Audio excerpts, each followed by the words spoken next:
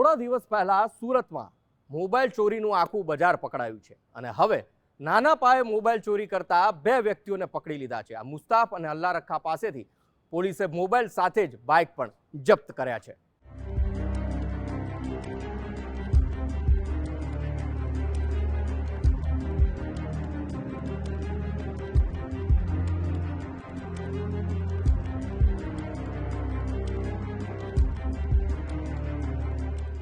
Diamond city સુરતના વિવિધ વિસ્તારોમાં મોબાઈલ અને સોનાના દોરાની ચીલઝડપના કિસ્સા વધતા જતા હતા।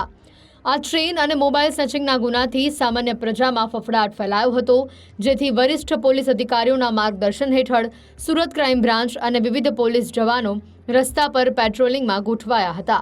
રાંદેર પોલીસે બાતમીના આધારે ઠેર ઠેર વોચ ગોઠવી હતી અને બાઇક પર સવાર થતા બે રીઢા ચોરને પકડી પાડ્યા, જે પૈકીનો એક આરોપી અયાન ઉર્ફ ઘાંચી વ્યવસાય ઓટો ડ્રાઈવર હતો।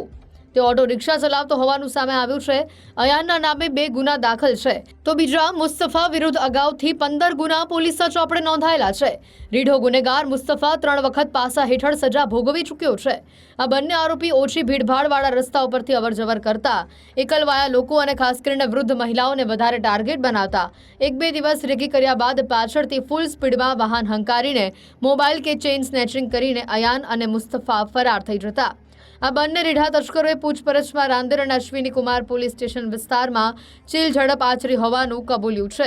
સુરતના ટ્રાફિક સર્કલ અને દુકાનો પર લાગેલા સીસીટીવીથી બચવા શાતિર તસ્કરો મોઢે રૂમાલ બાંધીને રાખતા તેમજ બાઇકની નંબર પ્લેટ પર કેમેરામાં ન ઝડપાય તે રીતે સહેજ વાળીને રાખતા હોવાનું તપાસમાં સામે આવ્યું છે।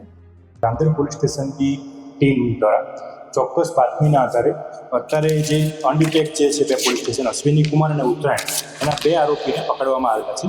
આરોપીનું નામ છે મુસ્તુફા ઉર્ફે ટીરીલી મહેમૂદ અલી સૈયદ, જે બાપુનગર રાંદેરનો રહેવાસી છે, અને બીજા આરોપીનું નામ છે અયાન ઉર્ફે અલ્લાહ રખા ઘાંચી, જે દયાળ ભેસાણ રોડ રાંદેરનો રહેવાસી છે। આ આરોપીના ગુનાહિત ઇતિહાસની વાત કરીએ તો આરોપીઓ વિરુદ્ધમાં ભૂતકાળમાં આરોપી નંબર જે 1 છે એના વિરુદ્ધમાં 12 ગુના અને 3 પાસા કરવામાં આવે છે, અને આરોપી નંબર જે 2 છે એના વિરુદ્ધમાં 2 ગુનાઓ છે।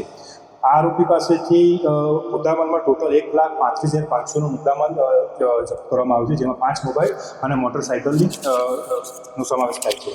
આમની એમો એવી રીતે હતી કે આ આરોપી જે રોડ પર રસ્તા પર જે રાહદારી ચાલતા હોય એની પાછળથી બાઇક પર આવીને મોબાઈલ સ્નેચિંગ કરવાની આ લોકોની એમો।